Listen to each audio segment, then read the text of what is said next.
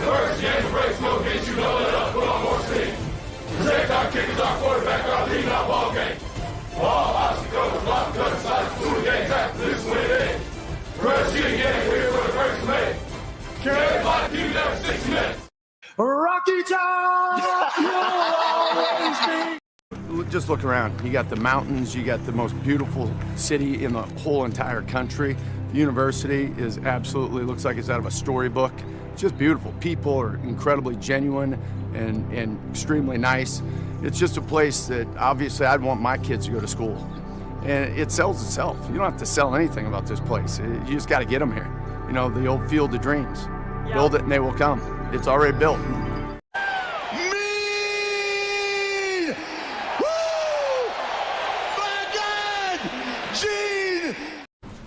Man, it couldn't have started any worse. And you know what? Competitive composure. The good, the bad, the ugly, everything in between. Listen up. Everything in between, you just kept coming. That's what elite people, that's what champions do, man. Like, you just keep coming. Hey, what do we want to be about in the postseason? Right? Yeah. What do we want? I know we're going to play physical. We play smarter in our execution, alignment, assignment, technique, the details. But it's got to be all in, everybody invested, like every minute of the day. Because you've been working since January. This was the goal. But man, like, take a minute. Enjoy this thing. Enjoy it tonight. And then we got to get physically healed up as good as we can to go play our best football here in a couple weeks. Everybody got me? Good job. Make the decision. You're either a Vol or you're not, through thick and thin. But you know what? Let's talk a little Vols. That is not me trying to take any shine away from the phenomenal channel Talkin VAWLS that my guy BoogieBentley runs. So shout out to them. But let's talk a little Vols here.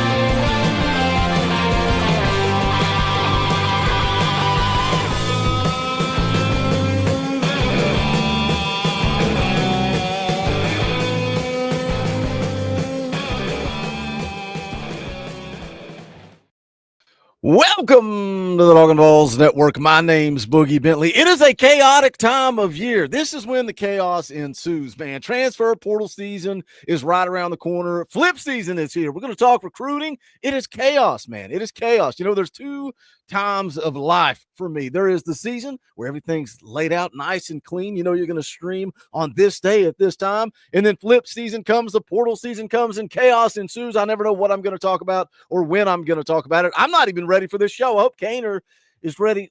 I guess it'll just be any Monday. Cainer will carry us as he does every single Monday right here on Locked On Talkin VAWLS. Let's see what you guys are up to. Justin Sanday is here, says, morning, Boogie and Cainer. What's up, my friend? Fuzzy is here. Rocky Top Tom is here. It says, good morning. Good morning. Titans Rossi wants Georgia in Neyland Stadium. Are you drinking Are you drinking on a Monday morning? Why do you guys need these? You don't have to prove your manhood. You don't have to come in and say, give me the toughest game in the toughest environment. Guys, let's give me Indiana. How about that? Give me Indiana at home. Give me Boise State. I'll take that. Patrick says, I'll take Ohio State at home. Knoxville Predator Catcher says, I'll take anybody at home, Boogie. Give me anybody at home. Brad Burnett is here reminding you guys to smash that thumbs up. Yeah, share out the link, smash the thumbs up, all that YouTube stuff. We would greatly appreciate it. Vols Girl for 10 says, good morning, Boogie and Cainer and Vol family.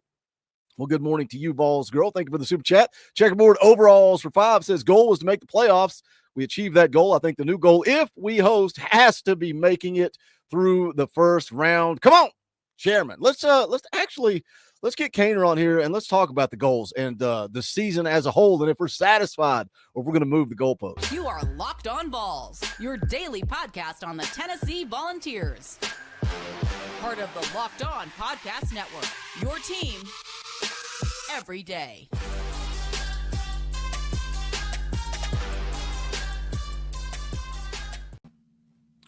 Good morning, Eric Cain. Dude, do you ever get like a speck on your glasses? Like, all right, let me clean these real quick before we go live. And then everything is smeared. It's just a gigantic smear. It's like what went from a speck is now a complete disaster and a nightmare. Let's talk about Checkerboard overalls and his super chat.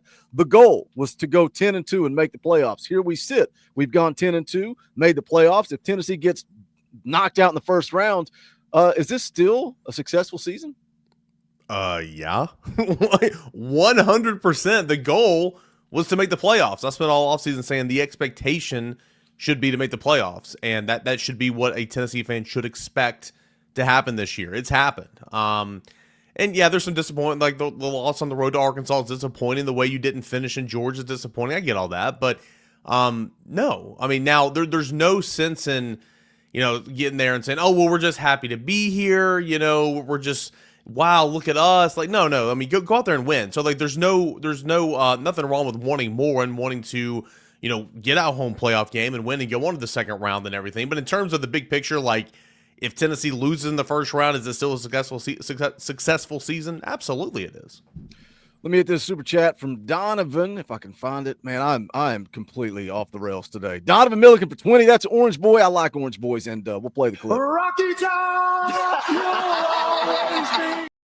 Donovan for 20 says, Eric, I'll just see myself out. I'll see myself out. We'll let Eric just run Locked On Vols. Is that what you guys want? Yes or no? Do we host? I think before it's all said and done, yes. Now, you might not be on that line this Tuesday, but I think with everything happening last week, coupled in with conference championship scenarios, I think something will fall, and I think Tennessee will host. Now, maybe Tennessee's on that host line on Tuesday. I doubt it. We can talk about that here in a moment, but I do think Tennessee will host, just my opinion. 2, is Boo the biggest X factor this postseason because of how dangerous he is on special teams? Let me add something to that. Boo the biggest X factor this postseason. Also, a lot of people in the chat keep thinking Josh Heupel's going to use Boo on offense next season. I don't see it. I keep looking at D. Williams. We kept talking about it. What did he get? 1-2 games maybe where he got a little bit of run, but is Boo the biggest X factor in the postseason? Donovan laying out the show. Donovan, why don't you do this every week? It'll make my life easier. You see what Travis Hunter's doing over Colorado, and a guy like Boo, it's just kind of hard to sit there and swallow, right? It's kind of like, okay, well, we see it happening here. Why? It's like Ryan Williams. Like, you see it happening there. Why isn't it happening here with Mike Matt? You know what I'm saying? So we'll see. I'm kind of like you. I'll believe it, or Hubs, I guess. I'll believe it when I see it. Not to say that won't happen, but Boo will primarily, in my opinion, still remain a defender and all that. Maybe they'll have some packages, and I don't think there's anything wrong with having some packages because he's obviously dynamic with the ball in his hands. Factor in the playoffs, he is a factor for sure. I think the biggest X factor will continue to be Nico. Boy, he was good the other day, and you saw how good he can be when he's protected. I mean, Vanderbilt, it was like Tennessee at Georgia. Vanderbilt could not get any pressure at all. He got hit one time in the pocket. Well, it was technically a scramble, and he got slammed to the ground. But that was the only time he got hit, man, outside of like running the football. So Boo is a factor. Biggest X factor for me, low-hanging fruit would still be Nico. It's funny to me, like the Nico conversation. I saw somebody, there's the Nico haters and the Nico lovers, and they're always arguing in the chat. And somebody was like, oh, of course Nico had a good day because he had time to make a sandwich in the pocket. I'm like, well, would you rather the offensive line just not block? Like, how about that? Oh, man, when our offensive line does their job, Nico's really good. Yeah, no kidding. No kidding. When Nico throws the ball to the wide receivers, they look a whole lot better too. Last question from Donovan. What matchup would you like the best for the Vols, and which one would you not, except for Georgia? I don't want to go on the road to play Ohio State. I know that for sure. Give me Indiana in Neyland Stadium. But I agree with a lot of people in the chat. Give me anybody in Neyland Stadium. Somebody said it a moment ago, you showed on the screen, I'll take anybody at home. Damn right. Like, I mean, Tennessee's what, 22-1 at homes in the last like 3 or 4 years, whatever it is. Like, heck yeah, anybody at home. Selfishly, okay, selfish. I would love to go cover a game in South Bend. I would love to go and see other venues outside of the SEC selfishly, but I would love that 8-9 matchup, and certainly hosting a game, and because that one goes to the Rose, right? That one goes to the Rose, and that's tough sledding. If I don't have the bracket in front of me, that would be a tough matchup against Oregon. Don't get me wrong, but again, Rose Bowl. So selfishly, that's what I'm kind of rooting for. But I would love a playoff game at Neyland Stadium. I think everybody would. You planning your vacations around whether Tennessee wins or loses. I like it. Trenton for 5 says, really would love to see Boise State matchup against an elite Tennessee defense. A lot of people like that because of the disrespect for Dylan Samson, not getting mentioned in the Doak Walker Award. I think a lot of people want to show Boise State who has the best running back in the country. Donovan for another 5 says, still you say Nico, Eric. He always does this because he wants me to go, nah. He likes when I do that, so he puts it in the super chats. Nico the GOAT. Thank you, Donovan. Let's talk about you. I'm kind of on the same page with you. Let's talk about college football playoff rankings, and we'll throw this up on the screen just because it was the AP poll, which I know that doesn't really matter when it comes to the college football playoff rankings. But you think, looking at the AP poll and seeing Tennessee in front of Ohio State, do you think Tennessee has a shot, or do you think it's just going to flat out be Ohio State in front of Tennessee, and that's going to be the matchup going into the conference championships next weekend? I think Tennessee absolutely has a shot. I mean, it would not. I guess what I'm trying to say is I would be a little bit surprised if Tennessee were to be on that host lawn this Tuesday, only because maybe it's just me. Maybe it's because I don't have faith in the committee. I think the committee will say yes. Keep in mind, Ward Manuel is the AD at Michigan, right? He's the leader of that pack. I don't see him dissing Michigan. Okay. I see that being a quality loss in a rivalry game, for Ohio State and Michigan. But fact of the matter is, I think the committee will look over a home loss to a 21-point underdog, which is just a horrendous loss, terrible loss.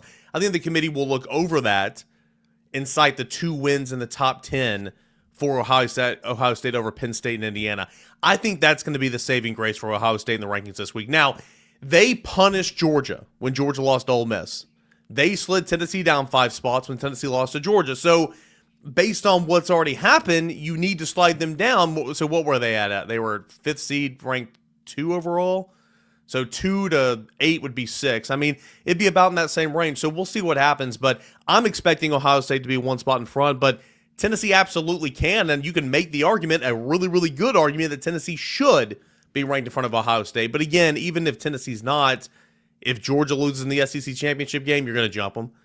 If some other craziness happens, I mean, there's a lot of other scenarios for Tennessee to be a host. See, so you do believe that, because the rumor is they're not going to penalize teams for losing in the conference championship, but you got Texas playing Georgia, you got Oregon playing Penn State, that could be a blowout. You've got Clemson and SMU, that could shake things up, and then you got Boise State and UNLV. So you think if Texas beats Georgia, should Tennessee jump 3-loss Georgia when that conference championship loss is in play? Because right now I got no problem with Georgia being ranked in front of Tennessee. So are you going to penalize them? Because I've sat right here, and now I'm going to be a hypocrite. I sat right here and said you cannot penalize a team for going to Atlanta and playing for a conference championship. But does Tennessee jump Georgia? I don't know what they're going to do. And that's the thing. We don't know what they're going to do because we've never had this before. Yes, we've had it in the 14 playoff, and Georgia got penalized for losing that game. I get it. That was just last year, but we've never seen how it's going to play on the 12-team playoff. So here's my thing, penalize, say Georgia loses, okay? Let's just take that scenario. Georgia could win this game. Say Georgia loses. Penalizing Georgia, they're not going to throw them out of the playoff, in my opinion, okay? Now, sliding them down a couple of spots in the rankings, I think that's fair. You have 3 losses. I understand you played another game. I get it. But you have 3 losses. So, to me, you got to penalize the loser of that game somehow, or in future years What's to say a team's not just going to go there and start gas pipe and some backup and say, all right, boys, let's get some good work in. Let's get ready in a couple weeks for the playoffs. Nothing's going to stop them. There's got to be incentives in this game. So for me, take this scenario if Georgia loses. Georgia would have 3 losses. They have got to slide down past guys like Tennessee, even Indiana maybe, but still remain in the playoff. Take Penn State, for example. Penn State, that would be its second loss. What's that loss look like? Okay, does Ohio State or does Oregon just crush Penn State? We'll see. If Penn State loses by 25-30, they got to slide down a little bit, in my opinion. But both those teams in these scenarios, in my opinion, should absolutely still remain in the playoffs. And that's what I go by as saying they're not going to penalize the team by knocking them out. So that's kind of where I'm at on that. But again, we've never had this before, so we got to see what it looks like. But just look around college football, and I get it. It's not like they're knocking them out of the playoff. But if you slide Georgia down, you slide Penn State down now because they went and played in their conference championship. All of a sudden, it's looking pretty dang good that Tennessee lost to Arkansas, and they don't have to go to Atlanta because you're still in the playoff. But look around college football. Look at Alabama going on the road, getting embarrassed. Tennessee, both their losses on the road. Ole Miss going to Florida, lose. It's like home field advantage is huge. It's going to be even more it's going to be a bigger impact in the playoff. Like imagine Neyland Stadium. It'd be the biggest game ever played in Neyland Stadium, right? Yeah. I mean, Tennessee's won SEC championships. They've won national championships. You don't do that inside of Neyland Stadium. The college football playoff, home field advantage is everything. And going back to coming full circle, give me anybody in Neyland Stadium with that offense that we saw against Vanderbilt. And I get it, it's Vanderbilt, but I don't know which Vanderbilt because it wasn't your mom and dad's Vanderbilt, but it's just Vanderbilt. I'm still trying to figure out how good they are. But you give me Tennessee in Neyland Stadium against anybody in the country, that offense continues to click. The defense plays the way that they play. I like the Vols against anybody. But you throw that AP poll back up. So I think we can all agree that this year, there's not one true dominant team. There's a lot of good teams, right? I think Oregon's a good team. I think Texas is a good team. I'm not sure about Penn State, to be completely honest. I'm not sure. I think Notre Dame's recovered well. I think Georgia's a good team. I think Tennessee's a good team. I think Ohio State's a good team. I think Penn State might be a little overrated. I'm not sure about Notre Dame. I'm not high on Indiana. Boise State's just there because of the way the conference works. SMU's finished strong. I think Alabama's capable of beating anybody. Also, I think Alabama's capable of losing, as they have 3 times already this year. My point is this, there's not one true, Oregon, head and shoulders above everybody else. So going back to your point, I'm good now, you can take that off. Going back to your point, yes, 100%. Anybody at Neyland Stadium, and you like Tennessee's chances.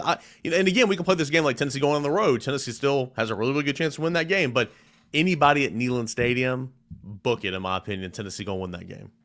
Let me catch up with you guys. A couple of super chats. Dim Barnyard Bills for 5 says, hey, Boogie and Cain are hoping Penn State gets smoked, and we host them at Neyland Stadium. Seems a lot more likely than getting ahead of Ohio State. GBO. It'll just be interesting to see. Tuesday's going to be interesting to see. I think Tuesday's going to tell us if we know Tennessee's getting that home game. If they're in front of Ohio State, I think we're golden. If they're not, we'll have to see what they do with the conference championships. Rocky Top Tom for 5. I hate meetings.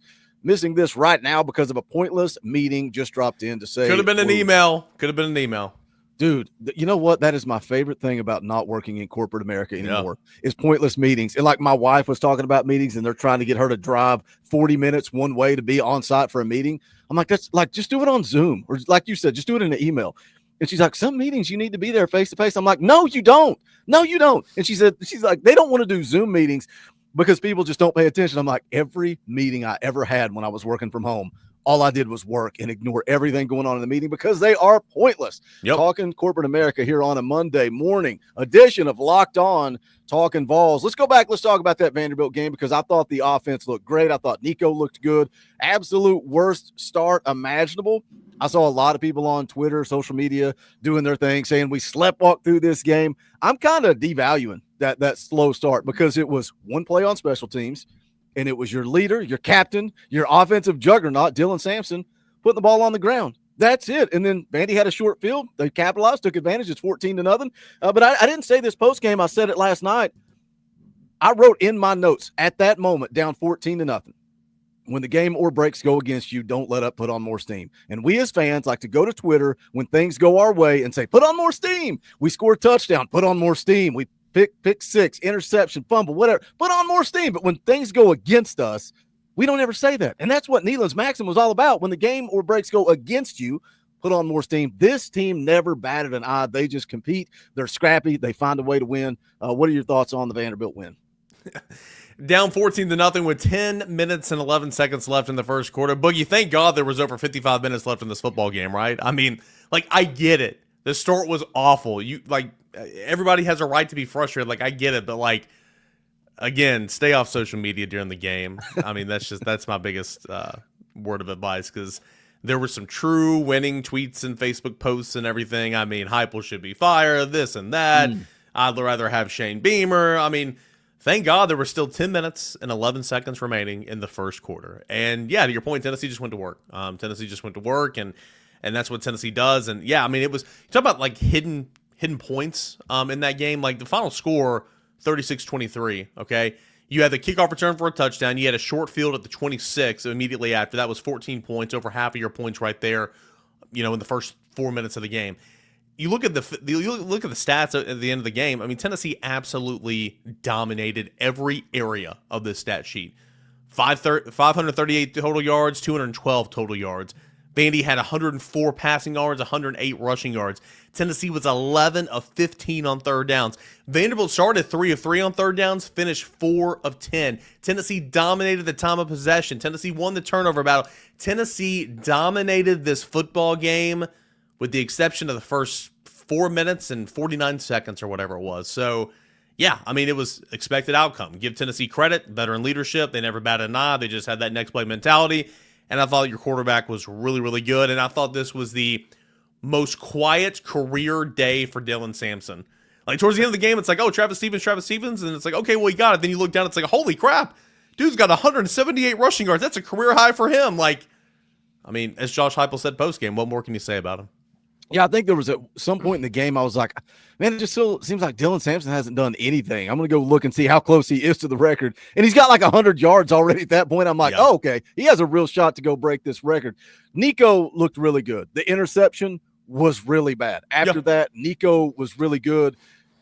I laugh because we keep having the same conversations, you and I, or just the Talkin VAWLS crew in general, every week. It's, we can't play like this and beat this team. We can't play like this and beat team X, team Y, team Z. Are we ever going to put it together for 60 minutes? This team's never going to put it together for 60 minutes. They're going to play undisciplined. They're going to lead. They're going to have more penalties than the other team every single week. John Campbell's going to do something stupid every single week. Like, it is what it is, but this team can still go out and dominate. Do you think, though, like how much value do you put on Nico's success against Vanderbilt going into the college football playoff? Because it seemed like he started the season hot, and then it seemed like around the NC State game, things changed for Nico. And we've had conversations. Was it confidence? Was it the lack of protection from the offensive line?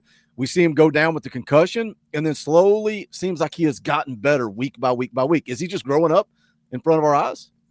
I think so. I mean, I think you can, and I hate to pull Brent Hubbs here, but go back to that Alabama game. Brent will tell you the scramble in the third quarter against Alabama really changed everything for him. And you look at the stats, and that the stats since that one play were in his column yesterday, and I mean, they're pretty mind-blowing. But I just think that game in general, the throws that he made to win that football game, and I thought he grew up immensely in that game, okay? And then you go on, and a couple weeks later, at Georgia, I thought he played really well in that environment on the road, and all the games in between. I mean, yeah, he's not been far from, even against UTEP when he started off so bad, but he came around and finished strong. The other day, literally, he had one bad play. And the throw, it was bad because it was so far inside. Underthrowing that, I had no issue because Chris Bradswell got a DPI on that, right? The same play. But it's so far inside, Thornton literally never had a chance. But, I mean, I thought he was on. I thought he threw the slant really well. I thought his eyes were good working through his progressions because the offensive line kept him upright the entire game. I thought he ran, when he needed to, and I thought that was a big factor in the game. I loved him getting it, like, jawing a little bit there after that touchdown. I love that. I love everything about that. So, yes, I think Nico Iamaleava has truly started to grow up a little bit. Is Vanderbilt the best team in the world? No, Vanderbilt's not the best team in the world, but, I mean, he completed 70% of his passes through 4 touchdowns. He's feeling good. He's looking good the last couple of days, and that's the Nico I want heading into the playoffs. So it's like he's certainly not arrived, but he's not the same player he was against NC State, and that's what's supposed to happen for a young quarterback and really for anybody throughout the course of a football season. They get better, and Nico's gotten a lot better. Got a lot to play for. 3 weeks to get healthy. A lot of guys banged up on this football team. Going to the playoff with a little bit of confidence. Hopefully, Nico continues to look like he did against Vanderbilt. Hopefully, this offense continues to look good. And this defense, we've leaned on them all year long. And I like the matchups. You got everything still to play for, but I want to change gears and I want to talk about 2025 real quick. But with this super chat from Aaron for $2 says, just showing Vol Nation some love. SEC is king. Aaron is a Georgia fan, but he likes to come around here and hang out with us. So we appreciate you, Aaron. Let's talk. Even though Boogie, right? Even though there's no good Georgia fans. I mean, are you trying to tempt me with a good time? I don't know. Is that what you're doing? Is that what you're doing here? Aaron's a good one. I don't believe there are good people that pull for Georgia. I think they're all terrible, ugly, disgusting human beings. I think it's just that no, there are no good Georgia fans, Eric. There are none.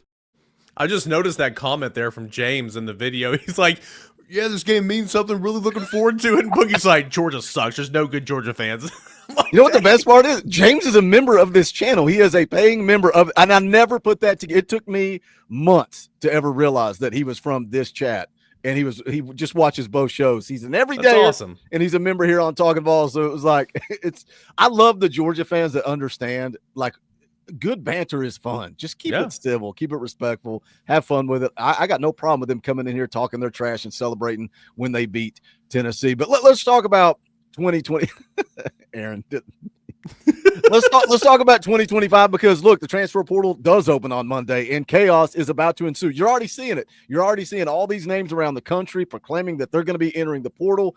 So let's talk about a Tennessee roster that's pretty dang good. It's pretty deep. Josh Heupel, 4 years. He's done a good job recruiting. He's not been elite, but he's done a great job flipping this roster, utilizing the transfer portal. There's an article floating around out there from On3 saying Tennessee is going to be a big spender in the transfer portal this offseason. So you've got an unlimited budget, Candy. You got pockets full of money. You get everybody telling you drop that bag. They're going to tell you how to spend your money.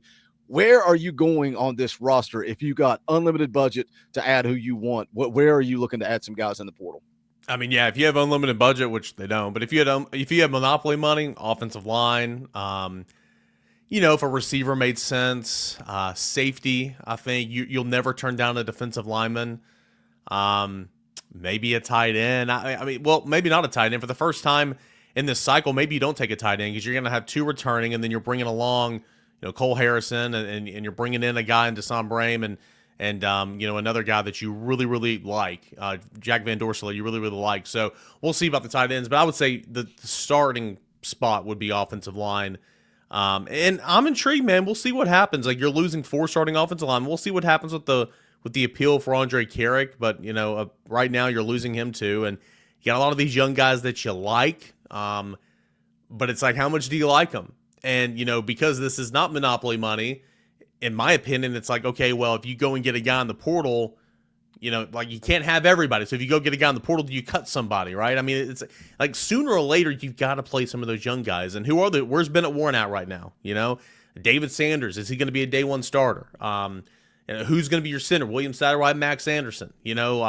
Where's Sham at right now? Like, Larry Johnson, can he really play for you, or is he just a guy that's serviceable? I don't know. I think this is a massive spring coming up, and I do think, though, if you can go get an interior body in the offensive line through the portal, you go and take one of those guys for sure, because you got a lot of tackles. You don't have many interior guys right now.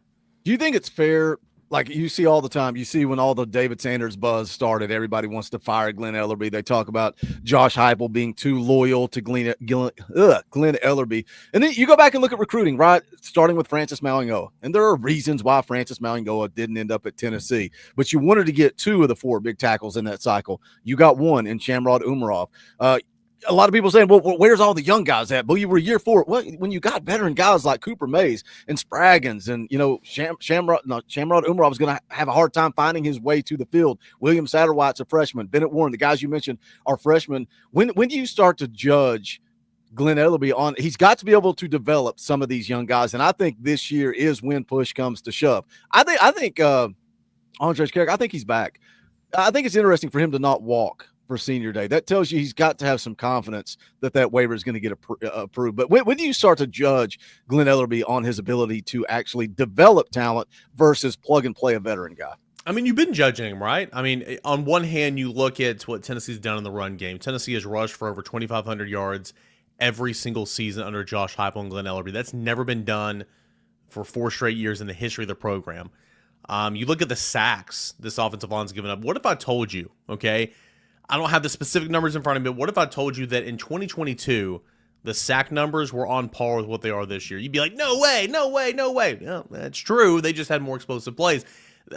As bad as it feels right now in terms of pressure and stuff at times, it's not like 2022's offensive line was that much better in that regard. So I think there's a lot of positives to this offensive line. But then again, on the other hand, it's like it is baffling to me that through 4 years you've not started one player on the offensive line that you recruited, signed, and developed. Like that's wild to me. You look at previous cycles, you've gone out and got a couple offensive tackles. You've gone out and got an Andre Keurig to play guard. It's not been, and there's nothing wrong with that. It's been beneficial, but at some point, again, you've got to start one of these homegrown kids. So I don't know, man. It's going to be interesting. I know a lot of fans don't like Glenn Ellerbe at times. He's done a lot of good here in terms of the run game. I do think because of the scheme and what Tennessee does offensively, and I mean this in no disrespect, but I don't think you need five stars across the offensive line to be successful. I don't. I think you just need some talented players who are go-getters. And Tennessee's got a lot of those, and they found some success. So, again, at some point, you've got to start one of those high school guys. You've just got to. You've got to. I think it's going to have to be next year. I don't know which one and where, but I think it's going to have to be next year. Yeah, that's why for me, I'm like, we got to wait. Like, right? You signed David Sanders. Nobody wants to credit Glenn Ellerbe. You lose David Sanders. Everybody wants to blame Glenn Ellerbe. But it's those first couple of cycles that were bad. Last cycle, really good, man. You had 3 guys, I think, inside the on 300. In William Satterwhite, Max Anderson, who am I missing? Bennett Warren. I think all 3 of those guys were in the on 300. A lot of people like Gage Ginther. We had Kyler Kirbyson on the show. I think he knows a little something about playing offensive line in the SEC. He's really high on Gage Ginther. He's higher on Gage Ginther than he is the other guys. And then you look at the class of 25. Everybody says David Sanders is the only one. No, Nick Moore is a highly rated 4-star interior offensive lineman. Jeff County, baby. And you've got David Sanders. I think we survived that storm, but don't discount Lance Hurd. That counts, guys. It counts that you went to the portal and got a 5-star in Lance Hurd. Let me catch up with a couple of super chats real quick. Balls Lover for 20. I'm going to make Eric listen to all of these Orange Boys. Rocky Top! Balls Lover for 20 says, just because I like the show, thanks for what you guys do. Thank you, Balls Lover. I get to do this. Eric gets to do it because Brent Hubbs pays him. I get to do this because of you guys dropping super chats and supporting the channel. So I am grateful for you. Brad drops a $20.01 super chat because Brad is a jerk. Brad loves being on the leaderboard, so he's like, here's 1 penny. He can't drop 30 or 50 or a hundo. Here's 1 penny just so I can be on the leaderboard for December because it's early in the month. So Brad drops $20.01. I guess we'll do it. Rocky Top! He says, GBO. We're in the playoff. Wait a minute. This super chat is for Eric. I don't think it works that way. I'll send you a check in the mail, Kaner. I'll send you a check in the mail. How about that? I'll be waiting. Tim Rice has been a member for 21 months. We appreciate that support, brother. Hit that join button. It's only $1. Thank you, Tim, for the support. Timothy McGee for 20. I'm going to make Eric listen to another one. Rocky Top! He says, that's the problem with this staff. They don't play freshmen for experience, then wonder why we're behind with the player experience and why $8 million quarterback took a while for the game to slow down. I don't know. Look at Boo Carter. You got Boo Carter out there starting as a freshman. You got Mike Matthews getting some run late in the season. Where else are you going to start a freshman? Where else would you start a freshman? It's tough on the offensive line. On the offensive line. Yeah. It's not impossible, but it is tough on the offensive line. Everybody's saying, well, look at the defensive line. They play all these young guys. That's 2 different positions. You don't do that on the offensive line. Mike Matthews should have been playing earlier, in my opinion. I think the staff has done a great job the last couple of years, not take the secondary out of this, but the front 7 and second layer linebackers are playing young guys. I thought Brian John Marie, along with William Inge and, of course, Rodney Garner up front, just throw those young guys in there, get them developed. And this year, Tennessee is rotating the back end. It's been phenomenal. Christian Harrison, like everybody talks about Boo Carter. Christian Harrison just keeps getting better and keeps getting better. And he made a play yesterday, man. Like they threw a screen and he took on the block right here, kept separation to where he had his eyes, shed him, went and got that guy and slung him down. Like, I mean, like, that's a really good play he didn't make a couple months ago. So can he play safety next year? Can he ask his dad how to play safety? I think his dad knows a little something about it. Yeah, got a cornerback background. He's playing star right now. Like, I'm a fan of Christian Harrison. Edris Farouk's gotten some time. They've been force feeding these guys, and they're only going to be better. So I don't know where else any freshman could really. I mean, Peyton Lewis has played in the backfield. Like Nico, I think a couple of times last year Nico could have gotten in some blowouts for sure. I agree. But like, how much experience are you going to be gaining? Because I mean, Joe didn't miss any time. Joe was pretty durable last year. Like, how much experience are you going to get by playing a series or two in the end of a blowout game? You know what I'm saying? This is my favorite super chat we've gotten so far from Corey Smith for 5. Nice to see Cainer not derailing the show for once. Great stuff, fellas. Yeah, it's good when Cainer comes in and acts like a professional instead of a YouTuber. Timothy McGee for 5. Group of 5 games where you give them a start. I love Sometimes Timothy. you lose those games, though. Yeah. Yep. All right, Cainer. I love Monday mornings, but this is I bid you adieu. This is farewell. This is not goodbye. It's I'll see you later. And you can't criticize me for being lazy because I was listening to the Rocky Top Rewind. Guys, no more Sunday night shows until games come back. So, look, once they confirm when Tennessee is going to be playing, I'll get with Cainer. We'll plan it out. I think maybe bring the morning shows back for that week. But it just depends on when it is. I'll let you guys know. I'll keep you guys up to date. But, Cainer, what do you got going on over at Locked On Vols? I know you guys got a big sale going on with VolQuest right now. Yeah, $1 for 7 days right now. I mean, again, the signing day is coming up, and yesterday wasn't great in terms of the defensive back being decommitted. Will another one follow? What's related to David Sanders? Is Tennessee going to get Jaden Perlotti? What's Tennessee going to do with Isaiah Campbell? What about Tim Merritt? I mean, there is so much happening right now leading up to National Signing Day on Wednesday morning. Don't miss any of the action. Don't miss any of the insider notes from AP and Matt Ray, about recruiting, but also just about anything. Basketball season happening right now. Baseball's around the corner. They won a national championship. I'm not sure if you knew that or not. Football in the playoffs. Take advantage of that deal, $1 for 7 days. Just to get you in the door. See what we got. And then from there, let's link up and join the biggest, most awesome online community. A lot of people on here are members of VolQuest. Appreciate everybody. Come join us over there, $1 for 7 days. And Locked On Vols, baby. We're going hardcore to the playoffs, and we're looking back a little bit on this season and some of the highs. So all that and more. A lot of good stuff happening right now in Tennessee land. One of these days, Hub's going to put some money in my pocket because I think I promote the VolQuest probably as much as you guys do. But you probably do a better job than we do. I shoot straight, man. Somebody will be like, well, what's going on with this or what's going on with that? I'm like, hold on, let me go see what AP said. If it's recruiting, VolQuest is the place to get the information. You guys know that. I say it every single time. Cainer, I enjoyed it, man. It's over. It comes and it goes so fast, but we still got some more football ahead of us to talk about. And you can talk about what's a baseball? I don't know what a baseball is, but you guys can have a good time talking about it over at Locked On Vols and VolQuest. Cainer, always a good time, brother. We'll catch up later in the week. Hey, thanks, guys. Appreciate you. All right, we shall roll on, guys. If you haven't smashed the thumbs up yet, we got over 350 people watching live right now. Smash that thumbs up. I would appreciate it. Share out the link. Let people know we're live. I've been trying to give away a shirt.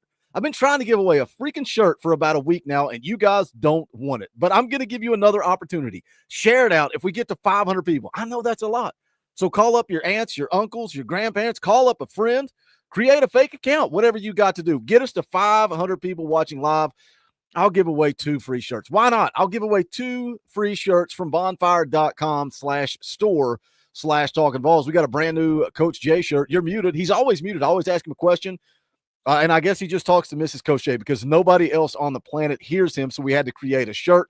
You guys asked for camo right when I went to create the new Coach J shirt. This showed up. Jackie had one on last night for the fan call-in show.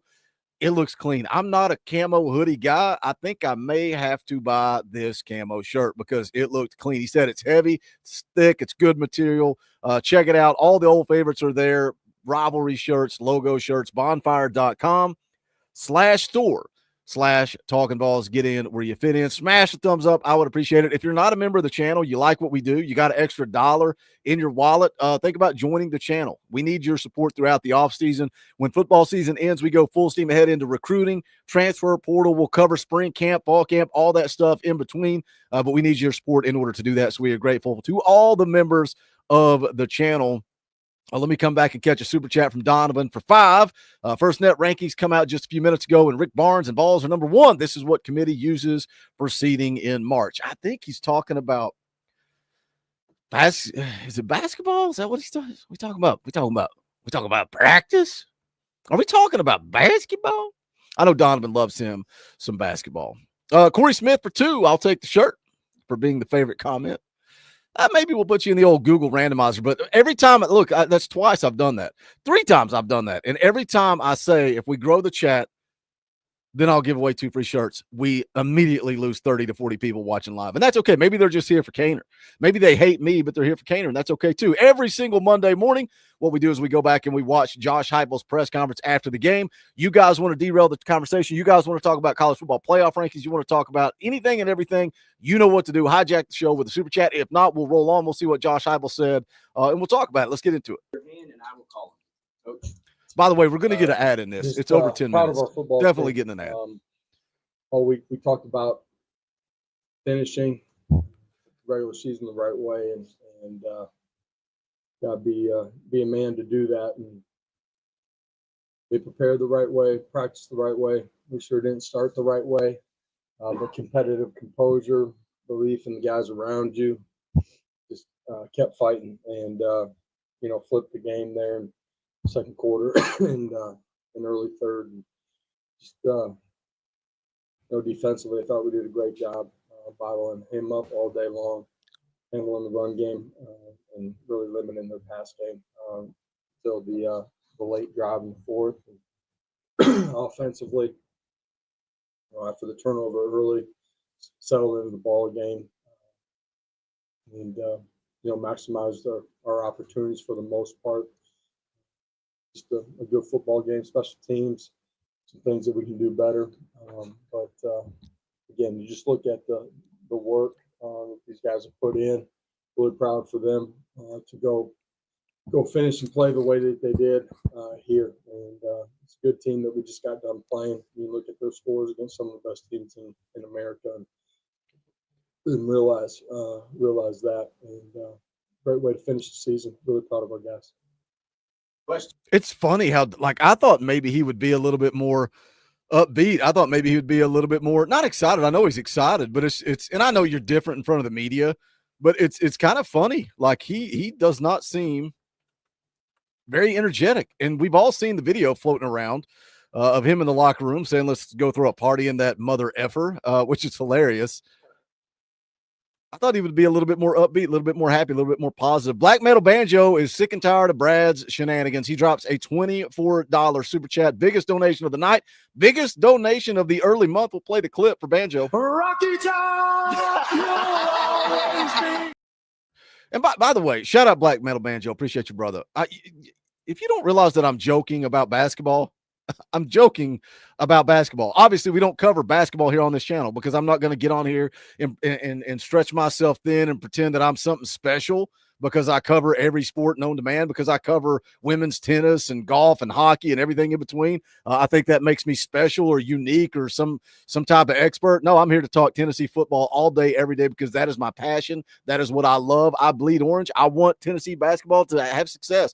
I love the fact that the baseball team won a national championship, but this channel is here to talk Tennessee football all day, every day. But yeah, sarcasm, guys, sarcasm. Shout out Black Metal Banjo. Appreciate you, brother. We'll start with Austin and then go to David.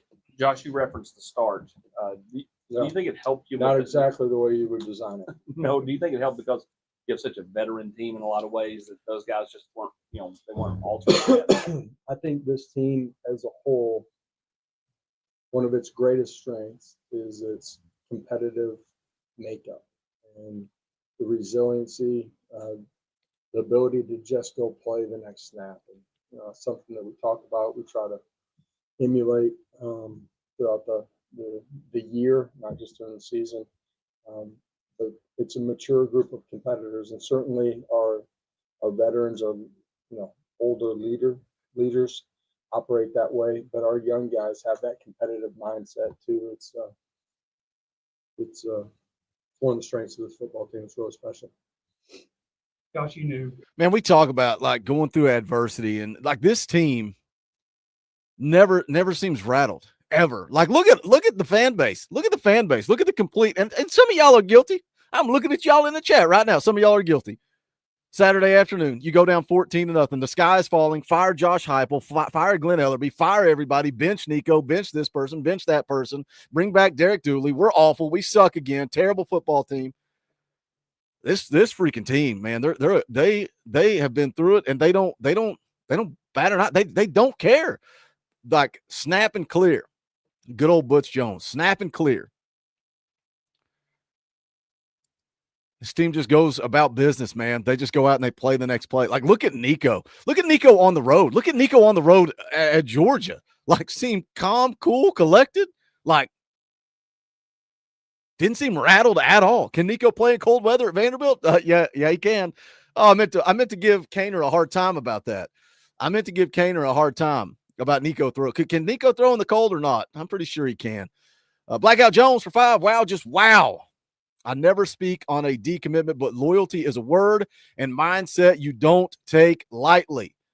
SMH. I got a video coming out on Shady Hayward.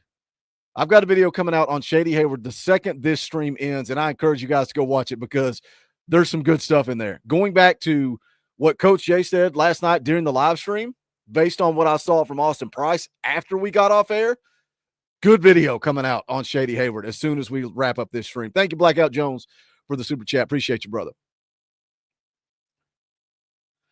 All right, let's go back and let's hear more. Everybody talked about the stakes that were here today. Did that make the locker room just now a little different from even some of your other wins that you've had, given what y'all accomplished? It finishing the way that we needed to and that we wanted to always is sweet. And these guys earned the right for this to be a big game. They won out. They took it. You got to take it as a competitor when you're in the arena. There's a lot of fun inside of that locker room. Absolutely. Can't wait to get back and see the rest of our guys. Adam, then Austin. Josh, you talked about that competitive. How do you think going through the balanced SEC schedule condition your guys? A lot of games you guys. It's not balanced. It's hard. How do you think playing? Dude, just cutting him off mid-question. Mid-question, man. Heupel's chippy. He's chippy. I thought he would be in a way better mood, man. Going to the college football playoff, you got 3 weeks to get ready. This upcoming week's going to be like a bye week, rest, recover. Man, Heupel's chippy. But best league in America. Every road game is a real road game. It's hard to win at home or on the road. The depth of this league. Everybody's got bigs up front, first 2 levels. They're long, big, explosive. Hits are real. I already said it, but road games are real inside of this league. It's hard to win. And the totality of the season it's different.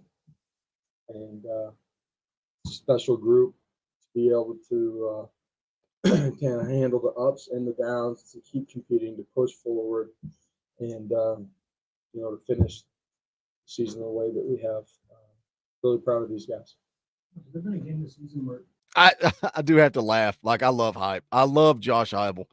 He's such, man, he was the dude for the job. And going back to Danny White when he hired him, saying, I did everything I could to not hire Josh Heupel because everybody was going to say I just went and hired my buddy. But dang it, man. Josh Heupel was the guy for the job. But I am going to disagree with him. Vanderbilt is not a true road game. When there's more orange, when it's 75 to 80% orange in the stands, that's not a true road game. Yes, Arkansas, LSU, any of these other teams you go around the country and play, yeah, obviously it's tough to win on the road in the SEC. But I don't know that Vanderbilt's a real road game. overall the team's depth was tested more than this one with the number of guys who went out? I think this one was probably tested as much as any that we've had. Austin and Mike. You should talk about Dylan Samson. He set the single season rushing record today, and just kind of the guts that he runs with. And I don't even know if I have the right words to describe D. Samson and what he means to our team, just as a player and as a leader. But I don't know if anybody's played the position better than he has this year. He's special. He's dynamic. Plays great without the ball in his hands. And talk about guy when the ball is in his hands, making things happen. Dynamic plays, muddy 3s and 4s. That guy, he's special, man. He's played the position this year as well as anybody I've ever had. Love hearing him talk about DSAMP like that. Like getting left off the Doak Walker Award. Like, first of all, getting left off the Heisman Trophy list. Like, should he be a finalist? I don't know. I don't know if he should be a finalist or not, but his name should be mentioned when you talk about the best players in college football. When you talk about the Heisman Trophy, Dylan Sampson should be mentioned.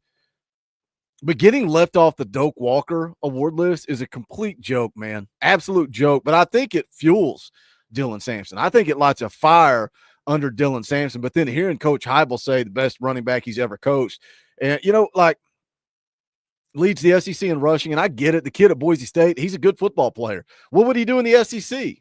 Yeah, I don't know. A lot of people talk about, oh, he's better, Boogie. He's better than Dylan Sampson. Is he? Because I don't know. Because you play at Boise State. So that's tough for me to sit here and look and judge that you could do it in the SEC.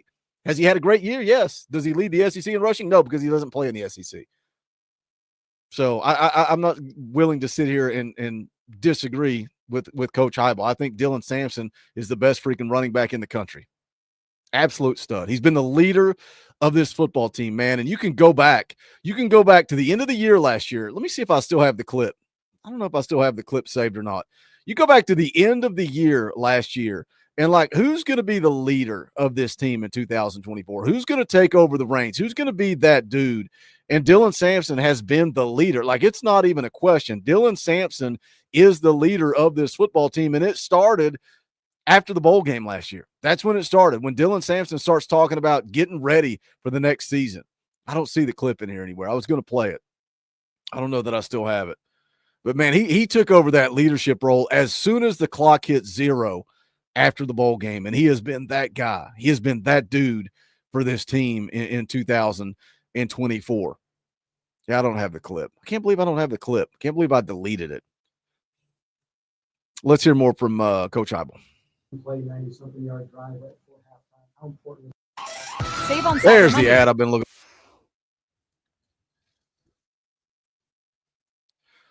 Let's see if we get any more ads. It's like a 14-minute, man. Usually it's pretty short. 14 minutes. set of tones for the rest of the game? What did you like about Nico's?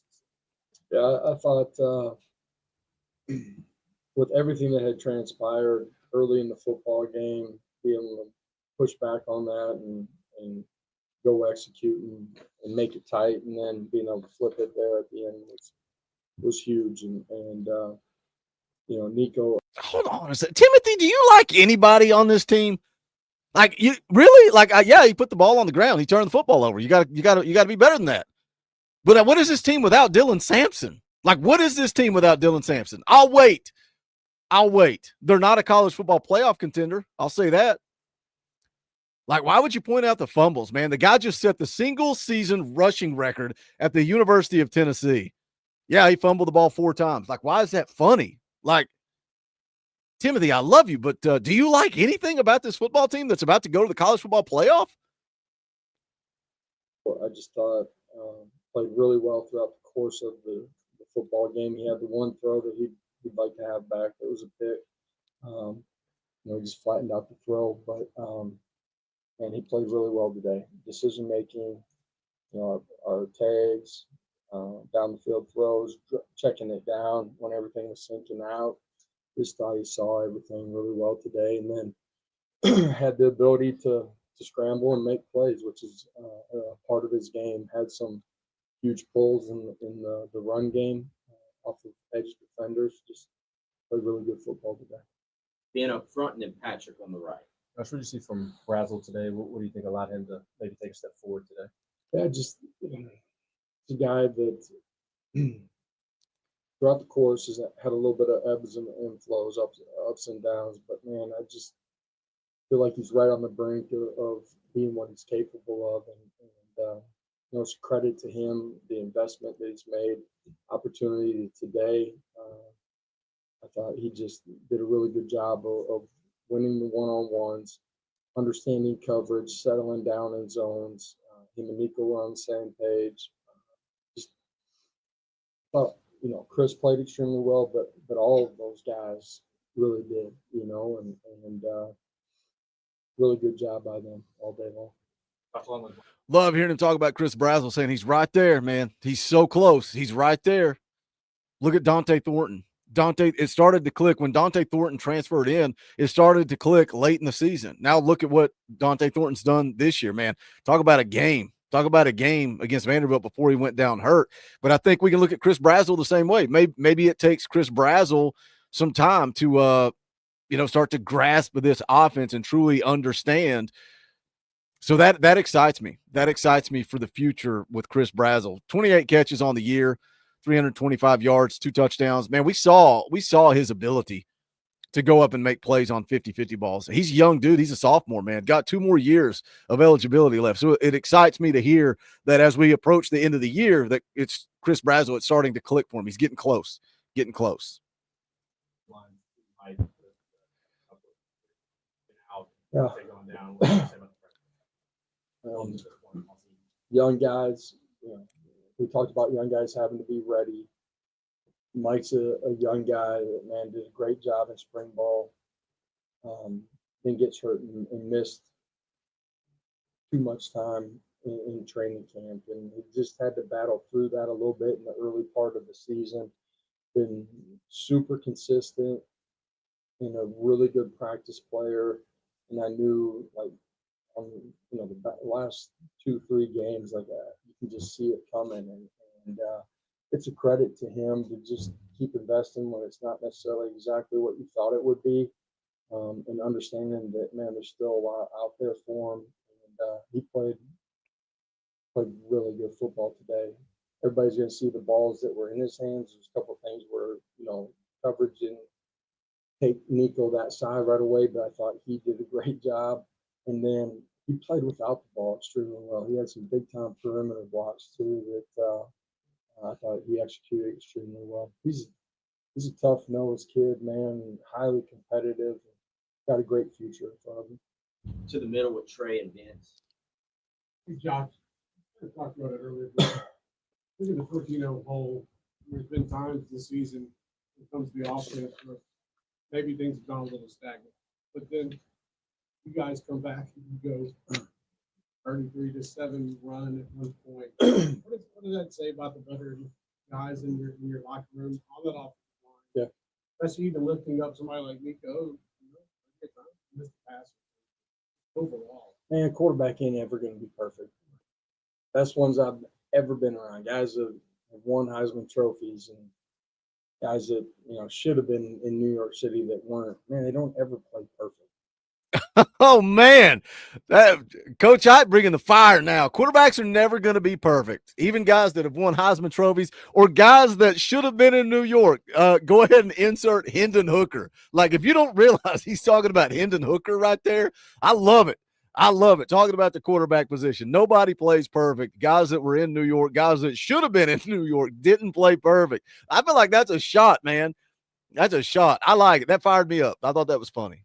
Am I the only one laughing? I'm the only one that got the joke. Okay. I think I was the only one that ever played it perfect. Oh, now it just got better. Oh, I got to rewatch this entire segment. That is absolutely, I love it. I love this. This is good stuff. Talking about the quarterback position. Let's listen to it all again. Even Hype putting himself over. The only one that ever did it perfect was Josh Heupel. Overall, man, quarterback ain't ever going to be perfect. Best ones I've ever been around. Guys that have won Heisman trophies and guys that should have been in New York City that weren't. Man, they don't ever play perfect. I think I was the only one that ever played it perfect. Right. But quarterbacks, like, to me, you grade them based on how they respond to the most critical situations, and when it's not going well. And that guy's a warrior, fierce competitor, and you guys have heard me say it all year. He's just going to continue to get better. The veteran guys, their competitive composure, their ability to just go play the next play. It's a tribute to who they are. Yes, they've impacted the young guys that way too, but that team room, it really does. It's got elite competitive composure to just go play, and some of that's their makeup, some of that's the belief in the guys on the other side of the line from the other unit that we have. Like, we know we got good players. We know we're going to play. At some point, we're going to dig in and play well in all three phases. So it's a special part of the makeup of this team, and proud of those guys. At some point, we're going to go put it together on all three phases. How about now? How about we do it in the college football playoff, man? I am so excited about the freaking future of Nico, man. Like seeing him I get the frustration, all the hype and excitement. Everybody's ready for him and comes in and he doesn't do what everybody thought he was going to do. Doesn't throw for 500 yards a game and 17 touchdowns a game. Doesn't run for 275 yards like we're playing at EA Sports College Football 25. But the bottom line is this team is 10-2. You were able to lean on defense and Dylan Samson and get you to where you are. But can we click? Can all three phases click going into the college football playoff? If Nico plays like he played against Vanderbilt and this defense shows up and plays, man, I don't know that we're ever going to clean up the penalties. Josh Heupel teams are always going to be heavily penalized. And I don't know what that is. And I know the easy generic answer is, well, we don't have any discipline. All right, well, how do you fix that? How do you fix a John Campbell false start that's going to be pretty much automatic every game? How do you fix that? You yell at them, you make them run. You don't think they know that they made a mistake? I don't know. That's discipline. Just show them some good discipline. Okay, cool. How are you going to fix that? What are you going to make them do? What do you want to make them do on the practice field that's going to fix those discipline issues? It is what it is at this point. But I still think if this offense shows up and Nico plays like he did and this defense is who they've been all year long, then we can beat anybody in that college football playoff. Boys, if we host round one, then we're going to round two. Neyland effect is real. Be interesting to see what the rankings look like on Tuesday night. What can you say about Jermon McCoy's interception on his back in the end zone? He's kind of making a habit out of those interceptions in the end zone. Yeah. Great players make great plays. And just he's a playmaker. His best football's still in front of him. I know what I'm saying. But great athlete that's continuing to grow in the fundamentals of the position. But, his wide receiver skills, as a high school guy, I think are a part of his makeup as a DB. When the ball's up in the air, he doesn't panic. He knows how to go and attack the football. He understands body position. Just an elite player. Steven and Austin. Last drive.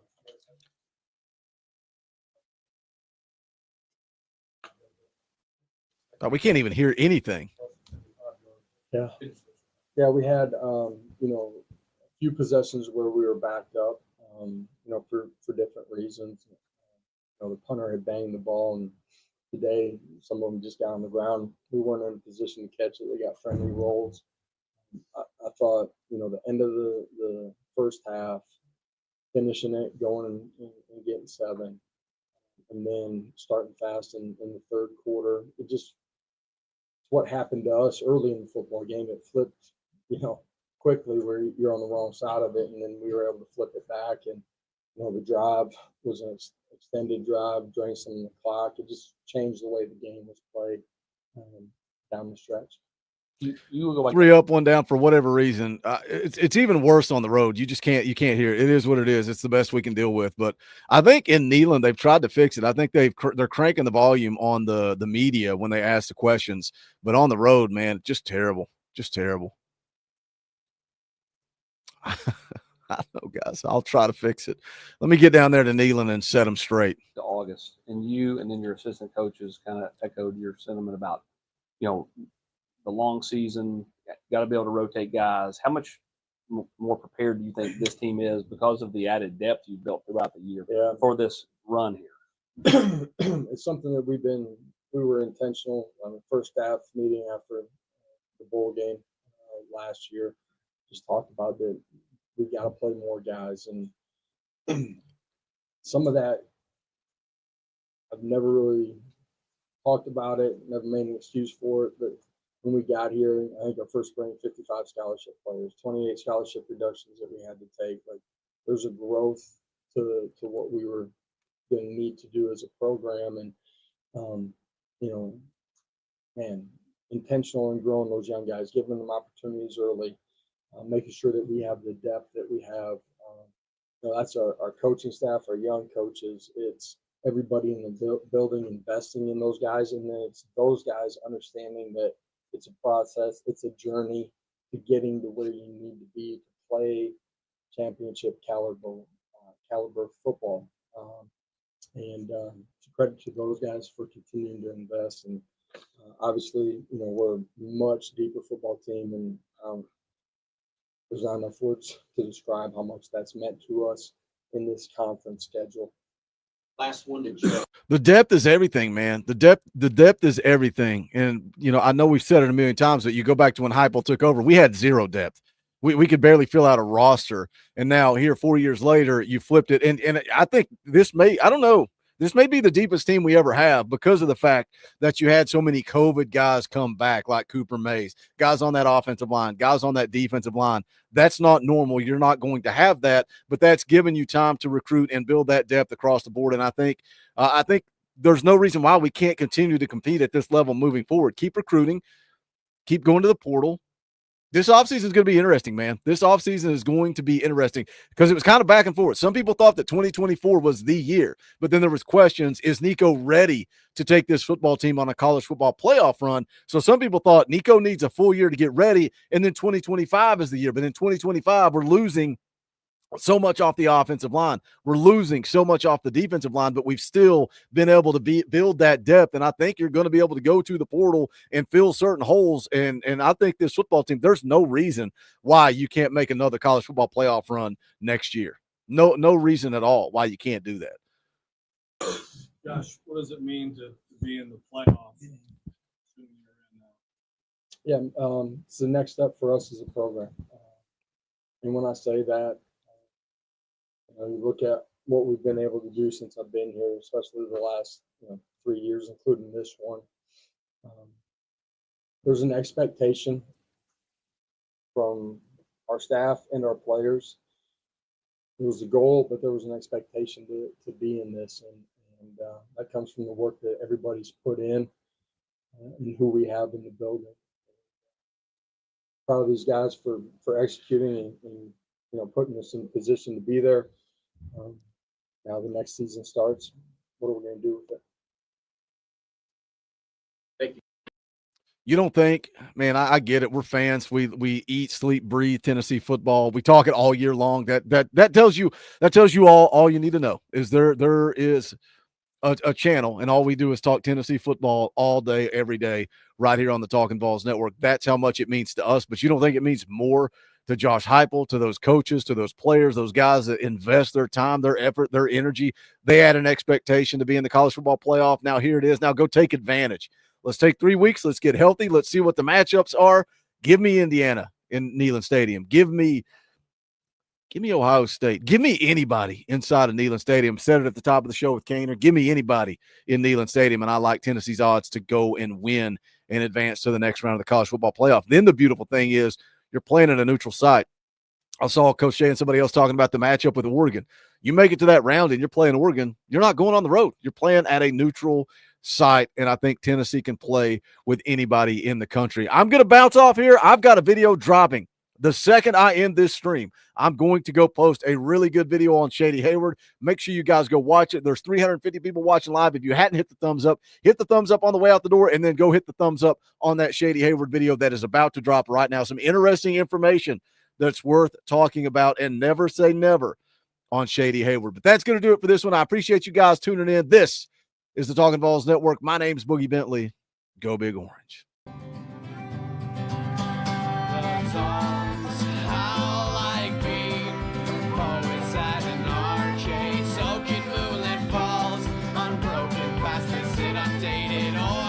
That we call home, and it's night and I'm alone and I'm alive.